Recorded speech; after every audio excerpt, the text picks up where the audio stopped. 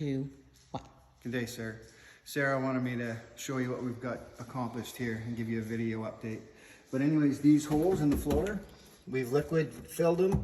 One down in here, one in that corner there, and the bigger one on that side there that they never got fixed. So they're all filled in. I'm gonna vacuum it out, seam seal it, undercoat it, and then we can definitely start putting the interior together. And once the interior is done, give it a quick tune up, few minor things, and then it should be ready to hit the road.